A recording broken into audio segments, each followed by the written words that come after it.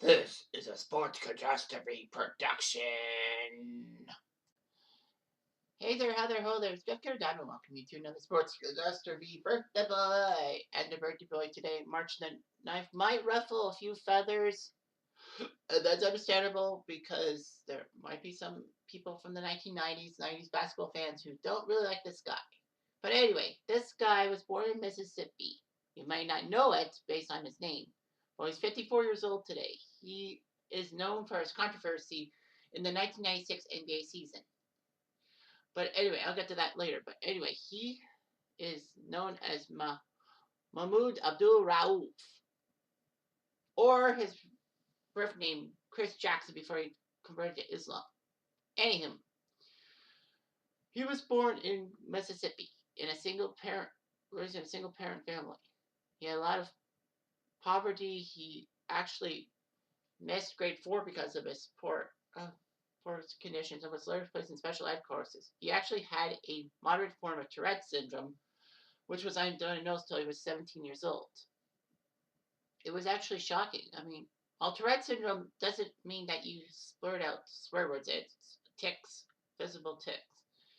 Fortunately, though, he was a prodigy for Gulfport High School and got to the McDonald's All-American game. So, anyway, Abdul Rauf was good, and then he went to LSU and was actually a teammate of one Shaq. Or was he? I think he was, right? Or no, he wasn't.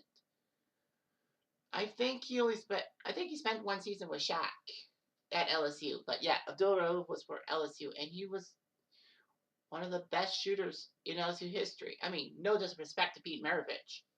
Anyway, he set the record for points per game by a freshman with 30.2 a game. He was named SEC Player of the Year, which was amazing. In his sophomore season, his scoring average did fall to 27, but he still looked good, and LSU looked very good with him. Unfortunately for LSU, he decided after his sophomore season to join for the NBA.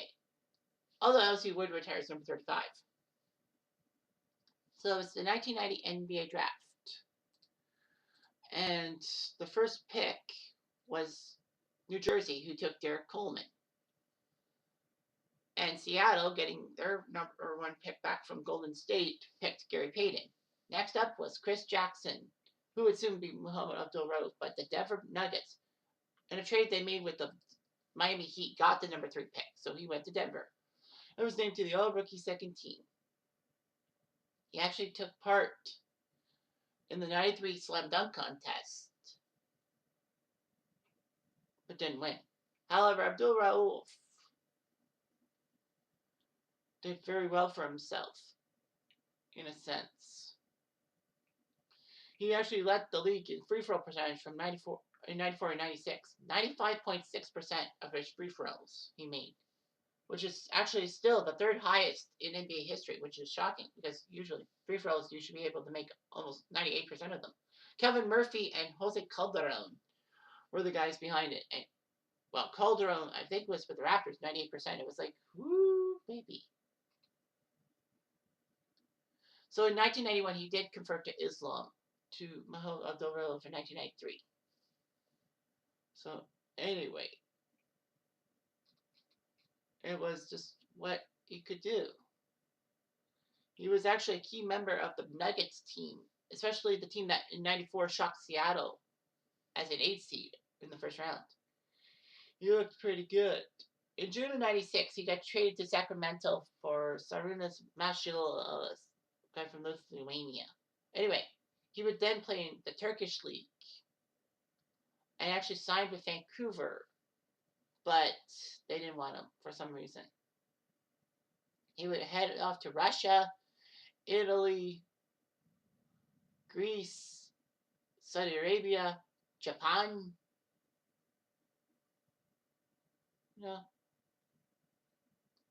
He did all that. So yeah. Oh, he played for Vancouver. So he played for Denver, Sacramento, and Vancouver. So yeah. So he played Denver from 91 to 96, and then 2 years to Sacramento, and then 1 year with Vancouver in 2001, which was the last year he was in. That the Grizzlies were in Vancouver before moving to Memphis. So his total stats: 14.6 points per game, 3.5 assists per game. it was like, that's weird. He usually is quite good. Like, why is he not scoring a lot? He took part in 2 playoff appearances, 94 and 95, with Denver. Of course, 94 was the year Denver almost went to the conference finals, but lost in Game 7. But, of course, that's not beat around the bush. The elephant in the room. So, anyway.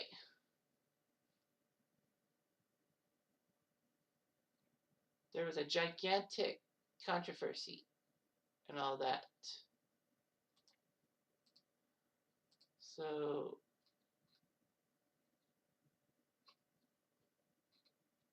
it was just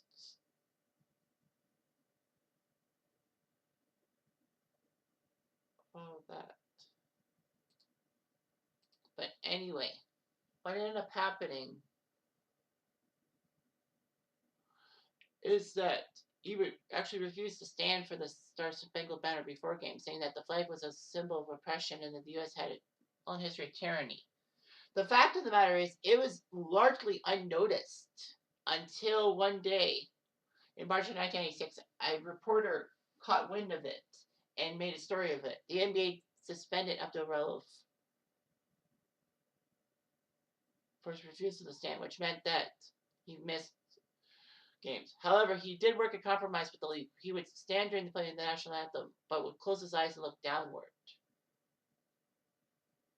He would actually recite Islamic prayer during this time for those who are suffering from all walks of life and ethnic backgrounds. Needless to say, this was a gigantic stepping stone to a downfall for Abdul Rauf. The NBA owners were not too happy with it. People complained about it and all that. Abdul Rauf said he got blackballed for a couple of years. And maybe he did, maybe he didn't. But anyway, following his NBA career, he would actually move to Florida because his house was actually burned to the ground in 2001. No one was ever charged. They thought it was, well, it was arson, but they didn't find anybody. But anyway, he's the father of 5 children. And in December 2001, Abdul Rauf appeared on an episode of HBO's Real Sports and said that the 9/11 jobs were terrorist attacks were an inside job.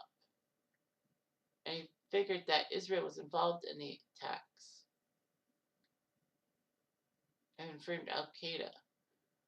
Unfortunately, though, that got the Knicks a little fuming. The Knicks actually were negotiating to play for them. But unfortunately, they would not sign him for the contract, and Abdul Rauf would not play in the NBA again. Yeah, it would have been huge. I mean, the Knicks would have signed him. Imagine that. But imagine all the Knicks fans getting things blown out of proportion because, you know, he's Islam and all that. Of course, the anti-Muslim and Islam rhetoric was huge because of 9/11. Regardless, Abdul Rauf at least tried his best. I know that he was better in a sense in college than in pro, but I mean, you know, you got different rules and all that. Say what you want about this guy. At least he had the gall. He had the balls to do something about his thing. And, you know, there was a compromise, so what else is new? Anyway, I'm Jeff Diamond, a dude.